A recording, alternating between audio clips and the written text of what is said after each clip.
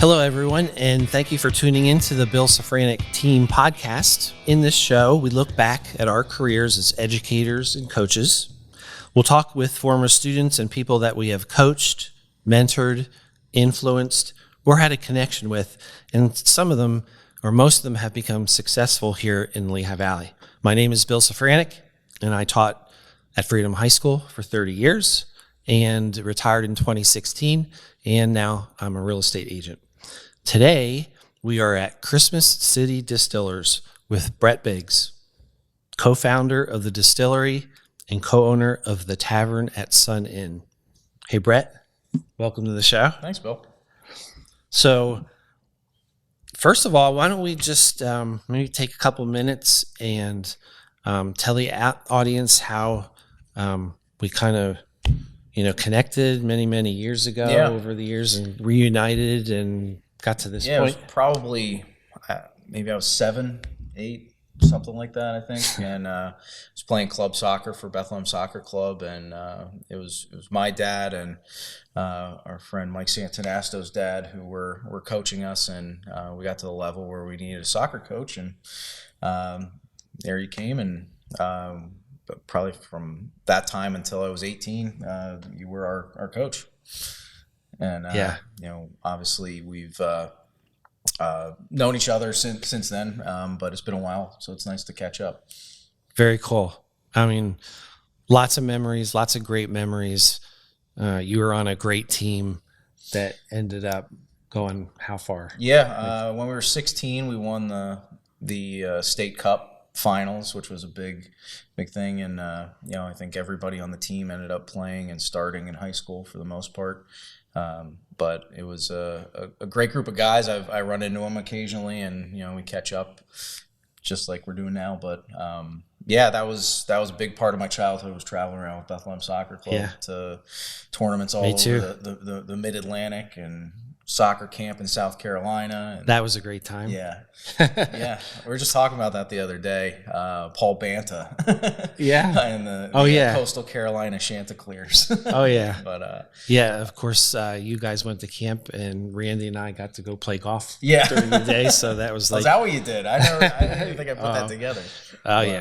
But I mean, your dad was the assistant coach. Yeah. And it just. Your dad is just awesome. I actually brought I had this in the back of my drawer. It's the old soccer jersey. It's seen some better days, but it still fits too, so that's good. That is awesome. I wish I could say the same for my stuff, but great memories. Yeah, 100%. We always say that one of these days we're going to have like a reunion of that team. Yeah, you keep in touch with some of them. I keep in touch with some, and some are all over the country. Right. But that would be really cool to do. Yeah, absolutely. And then we have another connection besides soccer. Back in high school, we went on a little trip together, right? Yeah, Hawaii, I think it was. You ran a school trip with some students, none of which I really knew. I knew Jason from baseball from a while back, but that was. I remember that trip like it was almost yesterday, and it's hard to believe that was 25 years ago. 25 years. So Jason Lasagio. Yeah. We actually, I think the first podcast we did was with Jason. Oh, cool. And he brought up, your name again. Yeah. And he said that ever since then he's been back to Hawaii probably 10 or 11 times, and I'm right. I think him. You're because it's our favorite place to go. I mean, we haven't been there in a few years, just due to the travel and gymnastics schedules with our daughter and everything else. But it's on the short list for next year. Cool. Yeah. But that's been back. That's when I fell in love with it. Really, it was that trip. Yeah. Jason said the same thing, and I can't wait to take my family there. We haven't gone yet, but definitely. It's a long trip, but it's worth it. That's for sure. Yep. I've been able to kind of keep up to date with things, in your family through the years, just thanks to Facebook, Yeah. So we get to see what Facebook has been like a good reunion, I think, for a lot of people. Just you can keep tabs on people without attending an event that half the people don't really want to go to anyway. Yep. But yeah, I have not been back to a class reunion yet. I don't think we've even had one since our 5th or something like that. It just kind of fell off the table. But yeah. So lots of great memories. Absolutely. Yeah. So then, after high school, you went on to college. Yep. You ended up playing football. I wanted to go to Marist College in Poughkeepsie. I liked the school. I wasn't quick enough to play soccer at a 1AA level, but I wanted to go to the school, and I had been kicking footballs in high school under Bob Stem at Becca, and I ended up walking onto the football team and starting. So I had a 4-year That's incredible career there. I was a 1AA All-American my senior year. And awesome. And that was really fun, just being a part of a college football team. I don't think we were much above 500 if we were at all, but it's structured life, in college. So you're not just sitting around playing video games, and just taught you a little discipline, and got to kick in Pro Player Stadium, which definitely wouldn't have been able to do. That was a week after 9/11. Wow. Got to hold a flag in the middle of the field. We Amazing. lost 41 to 9. I had all 9 points. Wow. And you know what? I haven't researched this lately, but I swear, going back in time, did you actually set a record for field goal or something like that? My first kick ever at Marist, we were at Canisius when they had a football team in Buffalo. Yeah. And it was my first trip traveling. And it was only 43 yards, but that was the Marist record at the time. Really? Yeah, and his name is escaping me, but there's a guy that ended up kicking for the Jaguars that just destroyed every record I had at Marist. So I'm proud to say he's a Red Fox, but he broke all my records. That's cool. I kind of have one regret, is that back when I was in high school that I didn't actually kick, because, we all had good legs, but I tried a little kicking just a couple of years ago for a faculty game that we had at Freedom, versus the Liberty faculty game. And I ended up kicking like a 50-yard field goal. Wow. We went out during lunchtime on our lunch break with, I don't know if you know, Coach Stellato. Yeah. He's our basketball coach. Yeah. So he said, let's go out and see how you do. I ended up kicking a 50-yarder. It's ironic you say that. I just went to my first rugby practice in 6.5 years. Oh, yeah. And I was a little sore the next day, but I got the ball out and started kicking. And really? Took a couple times to get the kinks out, but no, I still have it a little bit. Cool. Not that I need to use it too much, but great. Yeah, after college, I got into rugby. Mike Santanasto from BSC I remember that. Actually got me into it and played for 9 years until my daughter saw me get 8 stitches in my head, and that was the end of that. So I think I actually came out to see you play once. I don't know if you knew I was there, but did you play at the Freedom High School practice football field? Yeah, we had a scrimmage there. All right. I remember that. Yeah. Those are the days, right? They were. I miss it, but things change, priorities change, and we do what we do. So I got to go run around with them last week, which is good. Nice. Yeah. So then after that, I know you started a career in financial planning with your dad at Janney Montgomery Scott. Yes. So I've been a financial advisor it'll be going on 20 years this year. So it's kind of funny to say that, but that's my primary career. That's what I do. I'm a financial advisor. Everything else is kind of for fun, and it's serious fun, but that's my job. Yep. And you work with your dad.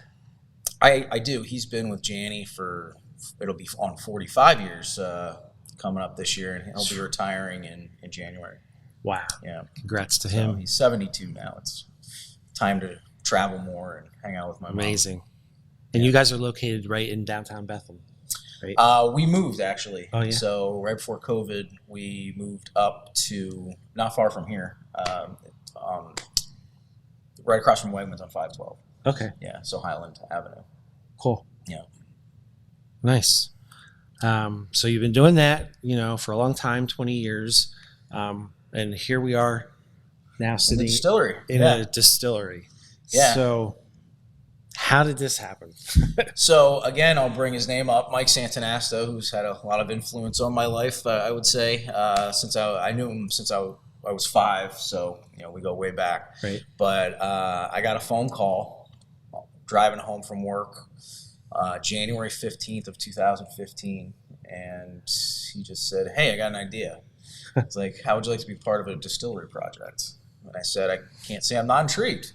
So he and another one of our partners were they are board members on the Sun and Preservation Association. And our partner Seth had an idea with the new licenses that were created for limited distilleries in Pennsylvania to maybe put one inside the Sun Inn. So that started the ball rolling, and we started planning and looking into the licensing and forming a corporation. And it took a long time to get there. We had to sell the idea to the Sun Inn board that we weren't going to blow the place up by putting a distillery in there. And the Sun Inn at the time was not in great condition. It hadn't been used by anyone for several years, and we really didn't have an intent on putting a restaurant in there for any particular purpose, because we're not restaurateurs. We've eaten in a restaurant, doesn't mean we know how to run one, which a lot of people I think make that mistake. So the distillery itself, we started through the federal process, and they sat on it, and they sat on it, and they sat on it. And then 16 months later, we hear from our person there and said, "Oh, we're going to, be ready. I'm putting up to my boss, blah, blah, blah." And the next week we find out she's retired. So she didn't do anything with her application. Oh, no. Had to restart the whole process. And that took another, several months, but we ended up finding out that there was no way to configure the Sun Inn to meet the requirements to put a distillery in there. Okay. So we had to start over. So after 2 years of boy. planning and taking classes, man.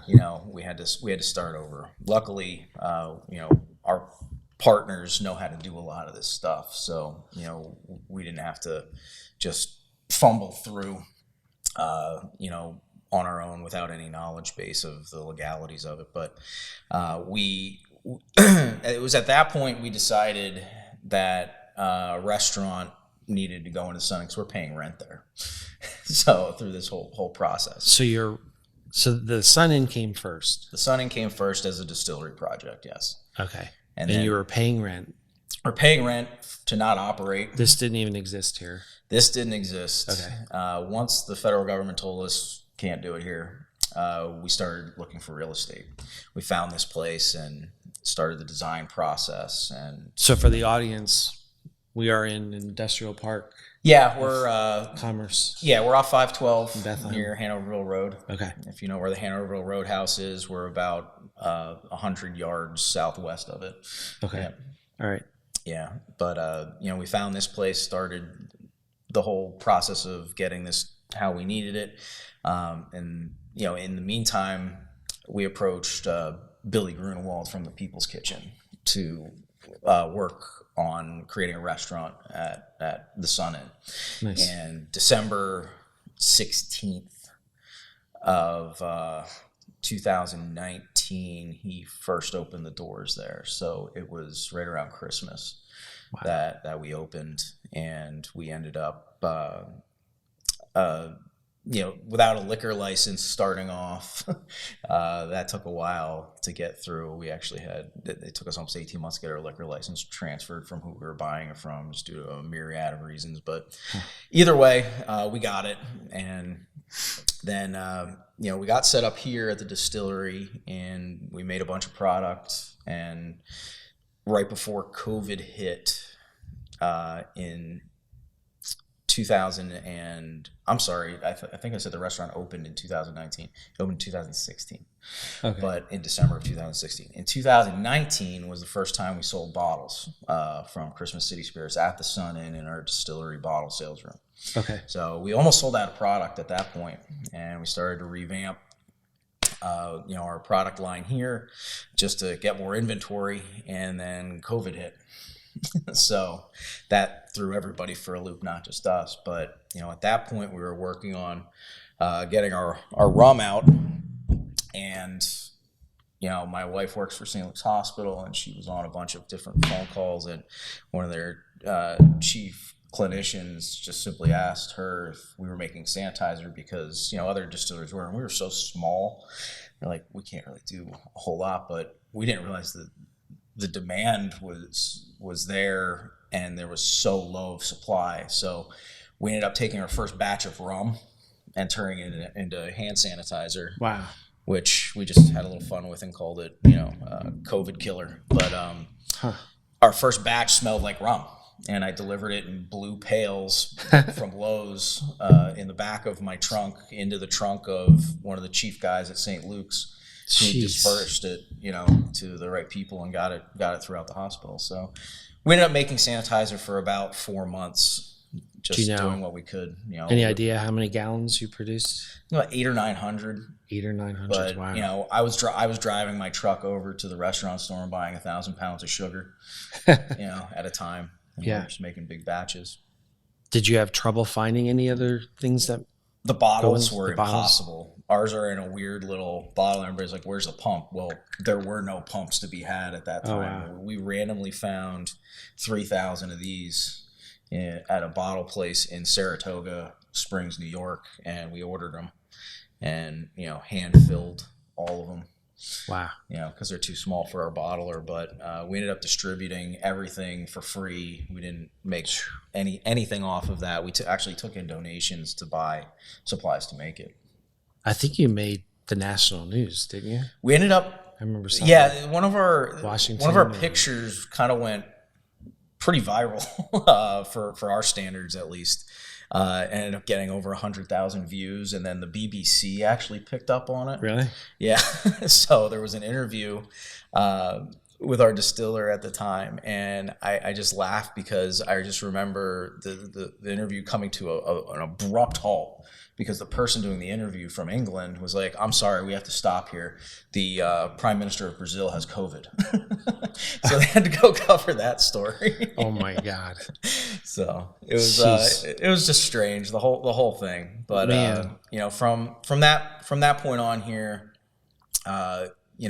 we struggled like everybody else to stay alive, for the next year or so, and we ended up hiring a salesperson coming out of that and making product and finally having a normal marketing experience where we can say, hey, we have this. We're not going to run out of it. Right. And we're going to go to festivals and we're going to do all this. So, since then it's been more normal-ish, if you could say. This year feels pretty normal from a sales process, and it's nice to kind of be just in a flow rather than reacting to the craziness of what was going on at that point. Yeah, I remember even during COVID, we actually ordered a bottle through you. Yeah. And you were the one that delivered it to our door. Yeah. So you were doing, on top of everything else, delivering them. Yeah, we didn't even have an online ordering system at that point. Our website person helped us get one set up. It was rather crude, but it worked, and they shut the liquor stores down. And we ended up selling out of anything we had that had alcohol in it. Yeah. We did 700 deliveries in 3 weeks. Just completely cleared us out of product. Dude, did you ever sleep? Yeah. I don't know how you did. Had Seriously. to, but I treat everything that I do extra. It's like people go nuts on golf, as their hobby. I play golf. It's fine. I play rugby. I'm probably past my prime. I am past my prime, let's be honest, from playing rugby. And, I miss it, and I can get out there and run with the guys. But, the distillery and the restaurant, I've got great people running them. They do a lot of the work. But any extra stuff that I do, it's almost like my hobby. I just enjoy doing it. I don't mind showing up here on a Saturday and screwing around with the equipment. And, occasionally I'll go down and cook at tavern if they need me to get in the way. I'll go do that. But it's just because I want to. Yeah. Very cool. Yeah. I mean, I still don't know how you do it. I mean, financial planner, you're a huge history buff. I always remember that about you. Yeah. But I also remember that you were a science guy. We used to talk about when we were in Hawaii, the telescopes, the stars. I remember that distinctly. And when we went back to the Big Island, I made a point of doing the same thing. Oh yeah. Yeah, just because it was one of the most awe-inspiring things I think I remember seeing. That's really neat. And then of course you have your family, your beautiful wife, your daughter now. That's coming through Parquet. She's big in gymnastics. She spends about 22 hours a week there. Yeah, she loves it though. She'd be there more if we let her, but I've seen some videos, on Facebook. She looks like it's awesome to see all the girls progress and how hard they work and whatnot. So we're getting in competition season now, so we're great looking up the hotels and everything else. That's great. Get ready to caravan around. You're amazing. Just want to tell you that. I try. I don't feel amazing all the time, but it's not from lack of trying. I'm a worker. I don't sit still well. What can I say? I ask my wife on a Sunday if I sit down for 20 minutes, I get bored, and then my head goes somewhere, and I got to go do something. So and then as we get closer to the holidays. Tell the audience, but you have this huge Christmas display that you probably start setting up in Thanksgiving or before. We've got it down to 2 Saturdays for setup. Really? Yeah, we plan everything out, but last year I think we topped 15,000 lights.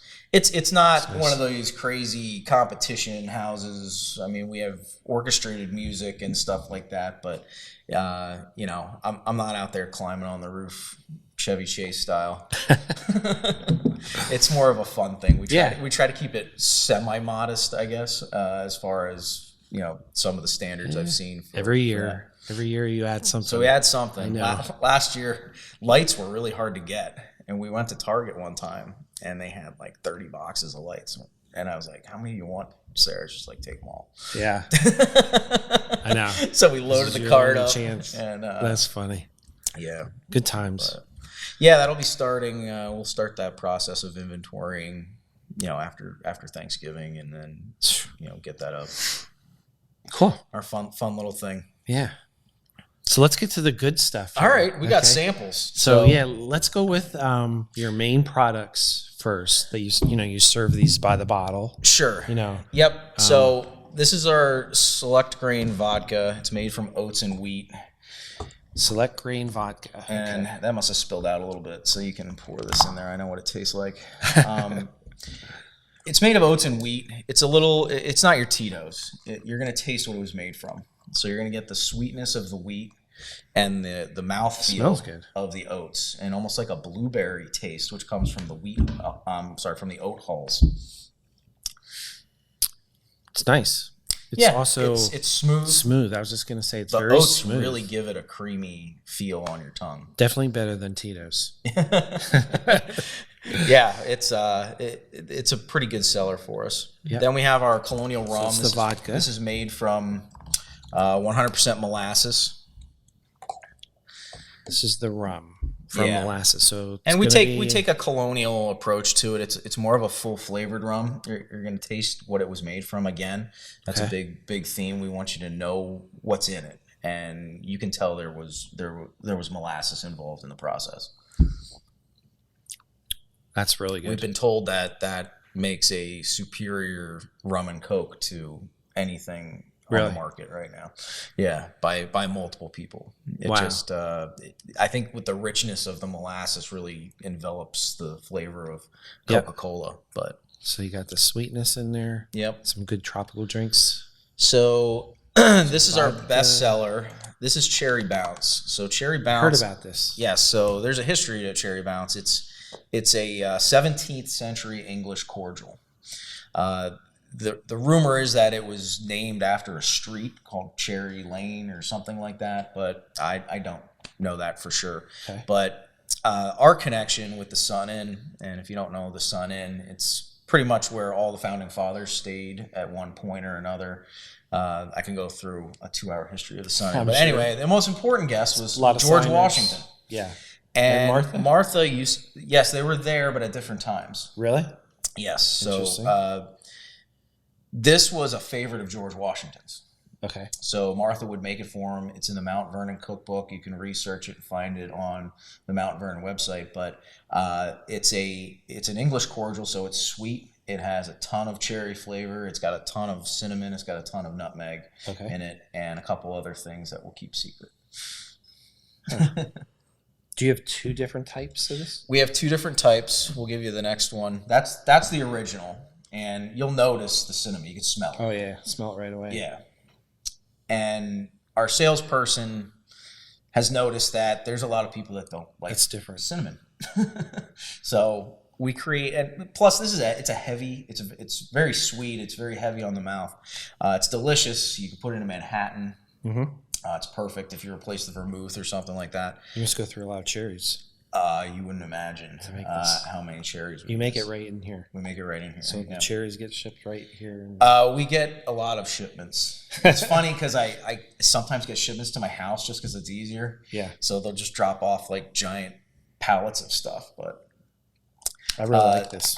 But maybe some of our guys want to try it. Yeah. Do you have any extra there? Oh yeah, we got a whole bottle of it. This is a weaker. Yeah, so cherry bounce.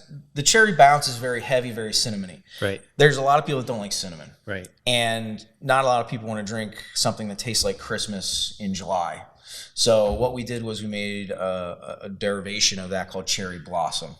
This is all the same ingredients, 100% the same ingredients, except the volume of the ingredients. So it's a much lighter version.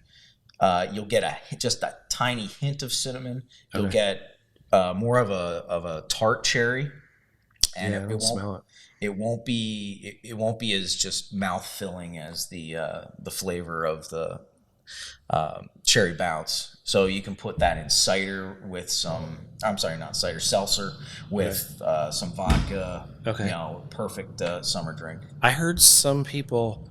I think it's the regular bounce. They actually put it on ice cream, like waffles. Like they'll pick Bethlehem Cup as an example, right? That's cool. Yeah, because it's so sweet. We have 100 different uses of it on our website. But this is the same recipe. Did you say back to Washington or? Yes, so that's going to be very close to what George Washington was drinking. Okay. Yep.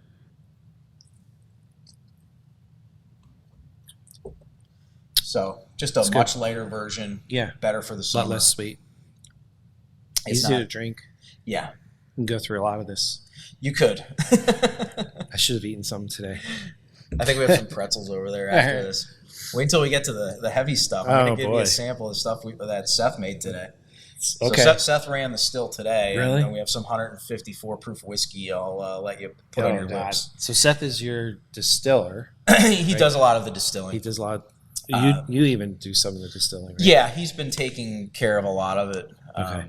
But on the weekends if I'm available. So what do we got here again? This is Boilo. And the question you get from 95% of people is, what is Boilo? Boilo is from the coal regions. Yeah. So it's based off a Lithuanian drink called Krupnik. And Krupnik is a honey, ginger, spice, alcohol mixture that was made in the coal regions during the winter months to ward off sickness. Okay. So if you go up to Pottsville or that whole area, everybody knows they make it. You don't buy it. So everybody's got their own recipe. Out of their house. There's competitions for Boilo every year, and everybody's got a better recipe than everybody else. Okay. We made the first commercially available version of it, which if you go to the coal regions may be frowned upon. It's loved everywhere else. So you're going to get, again, some cinnamon in here. Okay. You're going to get some citrus. Yep. You're going to get honey. There's a ton of honey in there. We buy all natural honey from a local purveyor that goes in there. Nice. So another winter drink. Why did you decide to go with this? It's unique. It has a history. It has a story. We like that. There's your history. Right? Yeah. And then we try to bring something back connecting history to what our products are. Okay. So top seller? Big seller? That and Cherry Bounce are about 50-50 our best seller, and those two are our best sellers hands down. Not even close on anything else. Wow. Yeah. Then the last thing I'll have you try. This is actually a prototype. Get out. We are coming out with a product called Cider House Blend, and it's an ode to the massive amounts of apple orchards that were in the colonial period. So what it is it's cider. We got it from Shoals, right down 512. Really? And another soccer player. Yeah. He didn't play on our team, but I talked to coached Ben him occasionally. Nice. And we mixed that with some of our white whiskey that actually Seth distilled today. So wow. It's a combination with a couple of different moonshiner style. You can take it right out of the jar. Take it right out of the jar. Yeah. Drinking out of a beaker here and drinking out of the jar. So it's this is not the final product, but we're getting there. We're pretty close. So it's a little sweet. It's a little tart. You can definitely get the alcohol on it. That's good stuff. We want you to know that there's alcohol in there. Yeah. So, try that again. Warm you up in the fall. Love it. Yeah. So do you guys want to try it? We got our production crew here. So they're going to wait for afterwards. So we have so how far away do you think that is from being going we'll out probably in the market? have that finished mid-November, I'm hoping. Nice. Yeah, we just need to put some final touches on it. Tastes good. Yeah. So yeah, that's Christmas City Spirits. You know, we've kind of figured out what we want to do and what we want to be here, and make some unique products. Not just we do make a vodka just because simply, number one, it's easy, but people always ask. You know, we'll have whiskeys here and there. We're not going to have just one whiskey product. So we're getting there. We've got some stuff in barrels that's aging right now, and you know, we'll see what the future holds. So, how can our audience order these products? Sure, you can go to our website, ChristmasCitySpirits.com. You can order right there. We do local delivery. It's also in 14 different state stores. Those are all on our website as well. Most of them are local to here.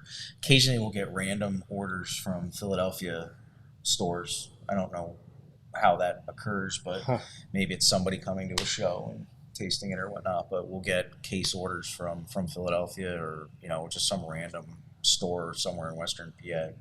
Nice. But yeah, go to our website. That's how you get it. Or try to find it in the state store. It's in most of the premium stores around. Sounds like everything's taken off for you, buddy. I'm trying. Congrats.